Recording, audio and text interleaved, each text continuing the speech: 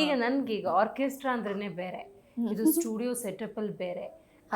ನಿಮ್ ನೋಡಿದ್ರೆ ಸ್ವಲ್ಪ ಬೋಲ್ಡ್ ಅಂತ ಅನ್ನಿಸ್ತೀರಿ, ಯಾಕಂತ ಹೇಳಿದ್ರೆ ಚಿಕ್ಕ ವಯಸ್ಸಲ್ಲೇ ದುಡಿಮೆ ಕಿಚ್ಚು ಅನ್ನೋದು ಬಂದಿದೆ ನಿಮಗೆ. ಯಾವುದಾದ್ರೂ ಜಯಿಸ್ಕೊಂಡ್ಬರ್ತೀನಿ ಅನ್ನೋ ವಿಶ್ವಾಸ ಇರುತ್ತೆ, ಐ ಅಗ್ರಿ. ಸ್ಟಿಲ್ ಆರ್ಕೆಸ್ಟ್ರಾದಲ್ಲಿ ಅಮ್ಮನ ಜೊತೆ ಅಥವಾ ಅಲ್ಲೊಂದು ಟೀಮ್ ಜೊತೆ ಹಾಡೋಕ್ಕೂ ಸೋಲೋ ಒಂದು ರಿಸ್ಕ್ ತಗೊಳ್ಳೋಕ್ಕೂ ಭಾಳ ಚೇಂಜಸ್ ಇರುತ್ತೆ. ಆ್ಯಕ್ಚುಲಿ ಒಳ್ಳೆ ಕ್ವಶನ್ ಇದು. ಯಾಕಂದರೆ ನನ್ನ ಫಸ್ಟ್ ಇದಕ್ಕೆ ಮುಂಚೆ ಉಯ್ಯಾಲೆ ಹಾಡೋಕ್ಕೆ ಮುಂಚೆ ನನ್ನ ಫಸ್ಟ್ ರೆಕಾರ್ಡಿಂಗ್ಗೆ ನನ್ನ ವಾಯ್ಸ್ ರಿಜೆಕ್ಟ್. Okay okay. ಅಂದರೆ ವಾಯ್ಸ್ ಕಲ್ಚರ್ ಬಗ್ಗೆ ಅದೆಲ್ಲ ಸುಮ್ಮನೆ ಹಾಡ್ತಾ ಇದ್ದೆ ಅಷ್ಟೇ. ಬಟ್ ಅಲ್ಲಿ ಹೋಗಿ ಮೈಕ್ ಮುಂದೆ ನಿಂತಾಗ ಅಲ್ಲಿ ಹಾಡ್ದಂಗೆ ಇಲ್ಲಲ್ಲ, ಇಲ್ಲಿ ಸಣ್ಣ ಸಣ್ಣದೂ ವಿಷಯಗಳು ಕೌಂಟ್ ಆಗುತ್ತೆ ಅಂತಂದಾಗ ಅಲ್ಲಿಂದ ಆ್ಯಕ್ಚುಲಿ ನಾನು ವಾಯ್ಸ್ ಕಲ್ಚರ್ ಬಗ್ಗೆ ತಿಳ್ಕೊಂಡೆ. ವಾಯ್ಸ್ ಕಲ್ಚರ್ ಮಾಡ್ಕೊಳ್ತಾ ಇದ್ದೆ. ಜೊತೆಗೆ ಕ್ಲಾಸಿಕಲಲ್ಲಿ ಒಂದು ಕಡೆ ಕಾಲೇಜ್ನಲ್ಲಿ ನಡೀತಾ ಇತ್ತು, ಬಟ್ ಇಲ್ಲಿಗೆ ಪ್ರತ್ಯೇಕವಾದ ಒಂದು ಏನೋ ಒಂದು ತಯಾರಿನೂ ಬೇಕಾಗಿತ್ತು. ಸೊ ಅವಾಗ ನಾನು ಒಂದು 3 ಗಂಟೆ 4 ಗಂಟೆಗಳ ಕಾಲ ಕುತ್ಕೊಂಡು ಬರೀ ವಾಯ್ಸ್ ಕಲ್ಚರ್ ಅಂದರೆ ಎಕ್ಸಸೈಸಸ್ ಬರುತ್ತೆ. ಓಕೆ, ಯಾಕೆ ನಾನು ಹಾಡೋಕ್ಕಾಗಲ್ಲ ರೆಕಾರ್ಡಿಂಗ್ನಲ್ಲಿ ಅನ್ನೋದೊಂದು ಹಠ. ಯಾವಾಗಲೂ ನಾನು ತುಂಬ ಸೋಲ್ ನೋಡಿರೋದೇ ಜಾಸ್ತಿ. ಬಟ್ ಆ ಸೋಲ್ಗೆ ಅಂದರೆ ಎವ್ರಿ ಟೈಮ್ ನಾನು ಅದನ್ನ ಬೇರೆ ಕಡೆನೇ ಕರ್ಕೊಂಡು ಹೋಗಿದೆ ಅಂತ ಹೇಳ್ಬೋದು. ಸೊ ಅಲ್ಲಿ ನಾನು ಕುತ್ಕೊಂಡು ಅಭ್ಯಾಸ ಮಾಡಿ ಯಾಕೆ ನಾನು ಹಾಡೋಕ್ಕಾಗಲ್ಲ ಅಂತ ಮಾಡಿ ಮಾಡಿ ಮಾಡಿ ದೆನ್ ರೆಕಾರ್ಡಿಂಗ್ಗೆ ಹಾಡ್ತಾ ಹಾಡ್ತಾ ಸ್ವಲ್ಪ ಹೋಗ್ಕೊಂಡೆ ಅಲ್ಲಿ. ಸೊ ಇವಾಗ್ಲೂ ಎವ್ರಿ ಟೈಮ್ ಮೈಕ್ ಮುಂದೆ ನಿಂತಾಗ ಪ್ರತಿ ಸಲಿನೂ ಕಲಿಯುವಂಥದ್ದು ಏನಾದರೂ ಇದ್ದೇ ಇರುತ್ತೆ. Very nice. ಈ ಭಾವನೆ ಇದೆಯಲ್ಲ, ಇದು ನಿಮ್ಮನ್ನು ಗೆಲ್ಸುತ್ತೆ. ಯಾಕೆಂದರೆ ಎವ್ರಿ ಮೂಮೆಂಟ್ ಅನ್ನೋದು ಅದೊಂಥರ ಲೆಸನ್ ಥರ, ಅದು ನಮಗೆ ಪಾಠ, ನಾವು ಕಲ್ತ್ಕೊಳ್ಳೋದಿರುತ್ತೆ ಅನ್ನೋ ಒಂದು ಮನೋಭಾವನೆ ಇವತ್ತು ಕಡಿಮೆ ಆಗಿದೆ. ಬಟ್ ಆ ನಿಟ್ಟಿನಲ್ಲಿ ನೀವಿದ್ದೀರಲ್ಲ, ವೆರಿ ನೈಸ್.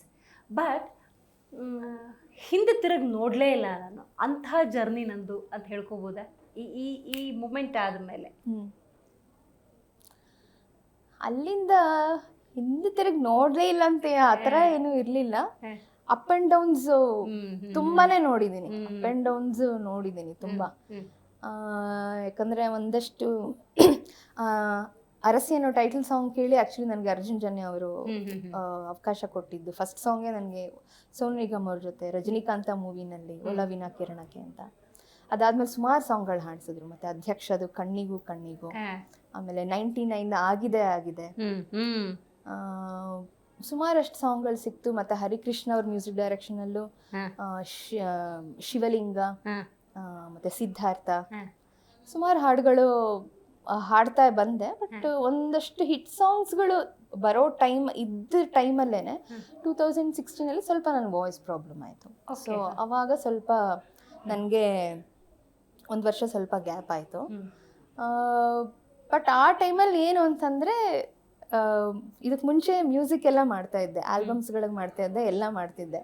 ಬಟ್ ಎಲ್ಲಿ ಸಿಂಗಿಂಗ್ ಕೆರಿಯರ್ಗೆ ಸ್ವಲ್ಪ ಹೊಡ್ತಾ ಬೀಳುತ್ತೆ ಅಂತ ನಾನು ಮ್ಯೂಸಿಕ್ ಕಡೆ ಅಷ್ಟು ಕಾನ್ಸಂಟ್ರೇಟ್ ಮಾಡಿರಲಿಲ್ಲ. ಯಾವಾಗ ವಾಯ್ಸ್ ಕೈ ಕೊಡ್ತು ಅವಾಗ ಆಕ್ಚುಲಿ ಮ್ಯೂಸಿಕ್ ಡೈರೆಕ್ಷನ್ ನಾನು ಸ್ಟಾರ್ಟ್ ಮಾಡಿದ್ದೆ ಫುಲ್ ಫ್ಲೆಡ್ಜ್ ಆಗಿ. ಹೌದು ಹೌದು. ಬಟ್ ಅದು ರಿಸ್ಕ್ ಅಲ್ವಾ? ಈಗೆಲ್ಲ ನೋಡಿರ್ತೀವಿ.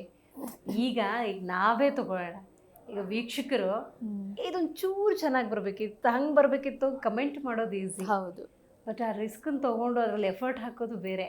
ಆ ಮ್ಯೂಸಿಕ್ ಡೈರೆಕ್ಟರ್ ಜರ್ನಿ ಬಗ್ಗೆ ನಾನು ತೊಗೊಳ್ತೀನಿ. ಬಟ್ ಸ್ಟಿಲ್ ಅದಕ್ಕೂ ಮುಂಚೆ ಯೂಶಲಿ ಹೆಂಗಾಗುತ್ತೆ ಅಂದರೆ, ನಿಮ್ಮ ಆಪ್ತ ಬಳಗದಲ್ಲಿ ನನಗೊಂದು ಕ್ಯೂರಿಯಾಸಿಟಿ ಇದು, ಇವ್ರು ಬಿಡಪ್ಪ, ಇವ್ರಿಗೆ ಬ್ಯಾಕ್ಗ್ರೌಂಡ್ ಇದೆ, ಅಮ್ಮನೇ ಹಾಡ್ತಾರೆ, ಅಪ್ಪ ಆರ್ಟಿಸ್ಟ್, ಅದಕ್ಕೆ ಅವಕಾಶ ಸಿಕ್ಕಿದೆ, ಈ ಥರದ ಕೆಲವೊಂದು ಟಾಕ್ಸ್ ಡೆಫಿನೆಟ್ಲಿ ಬಂದಿರುತ್ತೆ. ಅವಾಗೆಲ್ಲ ಏನು ಅನ್ಸುತ್ತೆ? ಯಾಕೆಂದರೆ ನಿಮ್ಮ ಸ್ಟ್ರಗಲ್ ನಿಮಗೆ ಮಾತ್ರ ಕಾಣ್ತಾ ಇರುತ್ತೆ. ಆಕ್ಚುಲಿ ಇಂಡಸ್ಟ್ರಿನಲ್ಲಿ ಎಷ್ಟೋ ಜನಕ್ಕೆ ಇನ್ನೂ ಇವಾಗ ಗೊತ್ತಾಗ್ತಿದೆ ಅಂದರೆ ಅರವಿಂದ್ ಅವ್ರ ಮಗಳು ಅಂತ. ಆಗ ಆ್ಯಕ್ಚುಲಿ ನಾನೂ ಅಪ್ಪನಿಗೆ ಅಥವಾ ಅಮ್ಮನಿಗೆ ಎಲ್ಲೂ ಇದು ಮಾಡಿ ಅಂತ ಕೇಳ್ತಿರ್ಲಿಲ್ಲ. ಬಟ್ ಅವ್ರ ಕಾಂಟ್ಯಾಕ್ಟ್ಸಿಂದ ಅಫ್ಕೋರ್ಸ್ ಕೆಲವು ಕಾರ್ಯಕ್ರಮಗಳು ಸಿಗೋದು ಎಲ್ಲ ಆಗೋದು, ಬಿಕಾಸ್ ಅಮ್ಮನ ಜೊತೆನೇ ಹಾಡಕ್ಕೆ ಹೋಗ್ತಾ ಇದ್ದೆ. ಬಟ್ ನಮ್ಮ ಅಪ್ಪನೂ ಯಾವತ್ತೂ ಒಂಥರ ಸ್ವಾಭಿಮಾನಿ, ಯಾರು ಅಂದರೆ ನನ್ನ ಮಗಳು ಈ ಥರ ಹಾಡ್ತಾಳೆ ಅವಕಾಶ ಅಂತ ಎಲ್ಲೂ ಅವ್ರು ಕೇಳಿದವರೆಲ್ಲ ಕೇಳಿದ್ದು ಒಬ್ಬರ ಹತ್ರನೇ, ಅದು ವಿ ಮನೋಹರ್ ಸರ್. ಯಾಕಂದರೆ ಆ ಒಂದು ಆಪ್ತತೆ ಜಾಸ್ತಿ ಇತ್ತು ಮನೋಹರ್ ಸರ್ ಹತ್ರ.